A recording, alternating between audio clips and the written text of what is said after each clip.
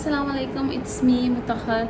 और ये मच्छर को इग्नोर कर दें। एक मच्छर है जो लाइट के आगे पीछे घूम रहा है। मैंने बहुत दफ़ा कोशिश की मर जाए। ये देखिए, आई डोंट नो कहाँ से उठ कर आ जाते हैं, जो मर्जी कर लो, नहीं जाते। एनी आज की मेरी वीडियो जो है it's related to my delivery experience. ठीक है, फर्स्ट पार्ट जो था वो मैंने पूरा अपनी प्रेगनेंसी का बता दिया था। नेक्स्ट मैं बताती हूँ कि मेरा 8th मंथ के बाद मेरी डॉक्टर ने क्या कहना शुरू कर दिया था और कैसे मेरी डिलीवरी हुई, सारा प्रोसेस, क्या मुझे एपिड्यूरल लगा या नहीं लगा, और साथ मुझे जनरल एनेस्थीसिया दिया क्या या नहीं दिया, क्या मेरी क्या कंडीशन थी, क्या करना चाहिए और क्या नहीं करना चाहिए, जो यहाँ तक मुझे पता है। ठीक है, फर्स्ट ऑफ ऑल मेरी 99% चांसेस है नॉर्मल केस के। मेरी डॉक्टर ने मुझे 6th-7th मंथ में कह दिया था कि तुम्हारा तो नॉर्मल ही होगा 100%। मैं बहुत थी कि चलो नॉर्मल हो रहा है, मैंने मतलब मेंटली प्रिपेयर थी, नॉर्मल हर चीज़ नॉर्मल के लिए थी कि नॉर्मल हो रहा है केस मेरा, क्योंकि बिल्कुल हेड फिक्स था। ठीक है, और चेकअप भी जब करवाती थी, रेगुलर अल्ट्रासाउंड करवाती थी, सब कुछ में सब हर चीज़ में ये आता था कि इसका नॉर्मल केस है।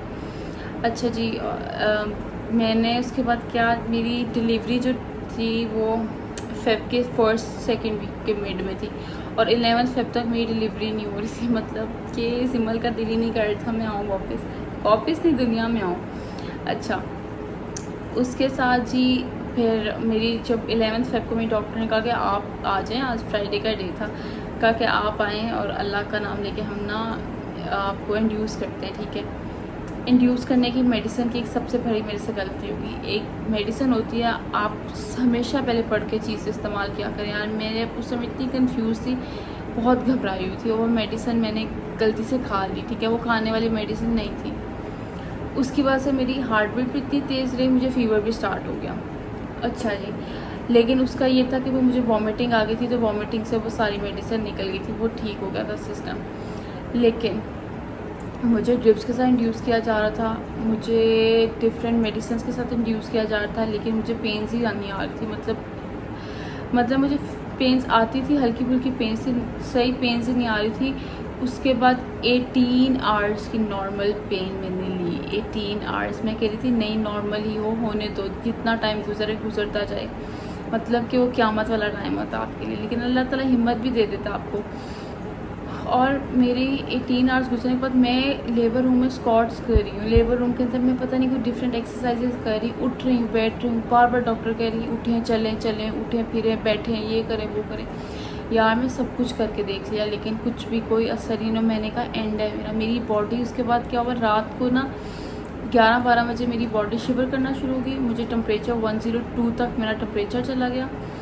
और जब डॉक्टर मेरी आई, उसने कहा कि इसका लास्ट ट्रायल भी नहीं ले सकते हम, इतनी इसकी बुरी कंडीशन है कि इसका बिल्कुल इमरजेंसी में इसका सी सेक्शन करें। और मुझे ले गए वो ऑपरेशन थिएटर में। ठीक है, उसके बाद जी मुझे एपिड्यूरल लगा। एपिड्यूरल बेसिकली क्या होता है, समझे कि एक नीडल जो होती है ना, वो प्रिक करके लगती है, बहुत हल्की सी दर्द होती है।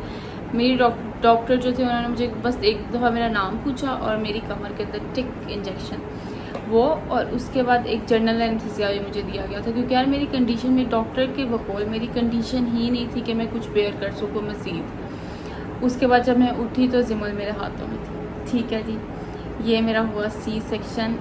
उसके बाद यार जो नेक्स्ट डे होता है ना सी सेक्शन का, एक मेरे ख्याल से यूरिन करवाते हैं आपको कि आपका यूरिन पास होना चाहिए, और मुझे वो कह रहे हैं यूरिन पास करें, मैं रोका हुआ है, मैं कर ही नहीं रही। मतलब मुझे इतनी तकलीफ़ थी, मैंने कहा मैं उठ ही नहीं सकती। वो टाइम बहुत बुरा मेरा गुजरा था। और मेरा जो बहुत सारे लोगों के ना मैंने सी सेक्शन का सुना है कि यार हमारा जो इतना कट लगा, हमारा तो पूरा पेट कटा गया, लेकिन मेरी डॉक्टर के प्लस पॉइंट तो मतलब इतने से कट में इतना मतलब एक पूरा फिंगर जितना कट भी नहीं जो मेरा लगा था। लेकिन दर्द तो दर्द होती है, आपको बेशक छोटा कट लगे, जितने मर्जी लगे, आपकी 7 लेयर्स आपकी पूरी कट डाउन होता है वो। उसके बाद जी मेरे भाई की शादी थी बिल्कुल 10 डेज़ बाद ना, मैं घर गई। मैंने 2 दिन बाद उठी चली, मामा ने एक मालिश वाली लगवाई हुई थी घर, ज़रूर लगवाएं। मैं कहती हूँ सारी चीज़ें छोड़ के वो रखें, सबसे पहले ढूंढें और वो रखें अपनी, बेशक 8th मंथ में डन कर दें। वो थी, दबाती थी मुझे पूरा, मुझे वॉश करती थी, सब कुछ करती थी, मेरी कमर पे मालिश करती थी, मेरे सर पे मालिश करती थी।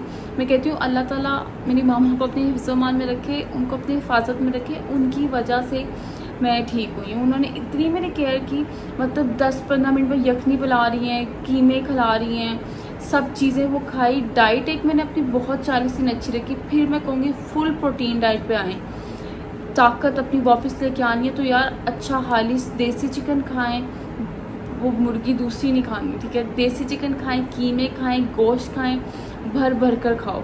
अगर आप चाहते हो आपकी स्किन ना खराब हो, बाल ना खराब हो, ये सिस्टम है, ठीक है जी। डाइट अच्छी रखनी है।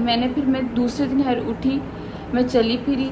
फिर 3 दिन बाद मुझे याद है मेरी हाइड्रा फेशियल की अपॉइंटमेंट थी, मैंने हाइड्रा लेने गई, चल के ऐसा ऐसा चली।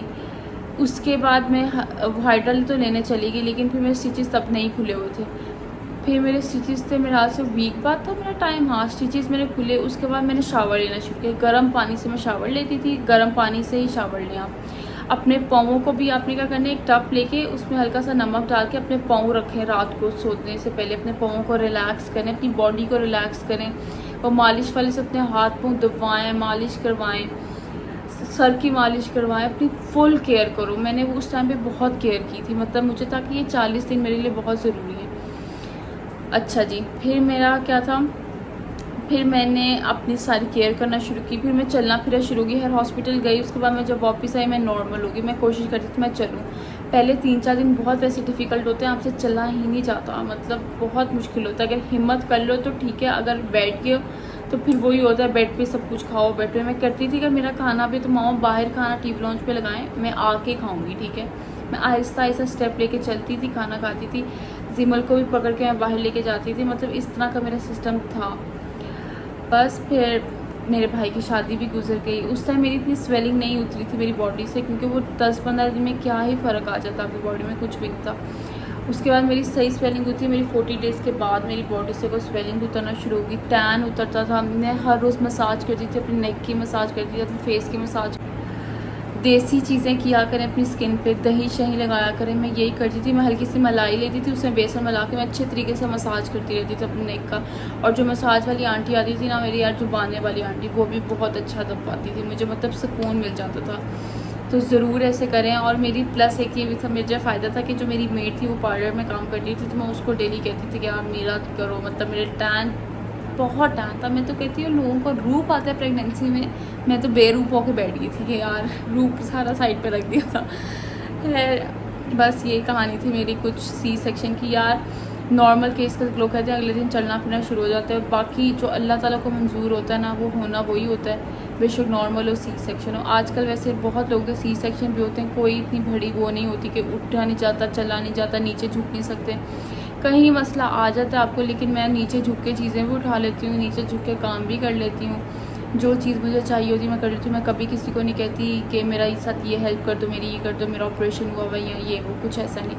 हाँ मैंने अभी वर्कआउट भी स्टार्ट किया, तो क्या पता मैं जब वर्कआउट स्टार्ट करूँ तो मुझे इश्यूज़ आएँ, वो मैंने छोड़ा हुआ कि यार कोई 4-5 महीने गुजर जाएंगे फिर मैं वर्कआउट स्टार्ट करूँगी। अभी मैं अपनी डाइट से अपने आप को कंट्रोल करूँगी, विद वॉक करूँगी, लेकिन डाइट के साथ साथ करूँगी, एक्सरसाइज नहीं करूँगी। क्या पता पेट पे स्ट्रेच हो या कुछ इस तरह का इशू ही ना आ जाए इस वजह से। एनीवेज छोटी छोटी बातें, ये मैं अपना एक्सपीरियंस बता रही हूँ, आपका एक्सपीरियंस मुझसे अलग ही होगा, हर बंदे का वेरी करता है यार। मेरी स्टोरी कुछ हो रहा है, आपकी स्टोरी कुछ हो रहा है, लेकिन अगर एंड अच्छा है तो सब कुछ अच्छा है। अपना बहुत सारा ख्याल रखिएगा। मैं नेक्स्ट वीडियो के साथ आऊँगी पोस्टमार्टम और बाकी सारी चीज़ों की केयर के साथ कि क्या क्या आप कर सकते हैं, क्या नहीं कर सकते, हेयर फॉल का क्या सीन है, स्किन का क्या सीन है, बाकी सब चीज़ों के साथ। अपना बहुत सारा ख्याल रखिएगा। अल्लाह हाफ़िज़ एंड टेक केयर।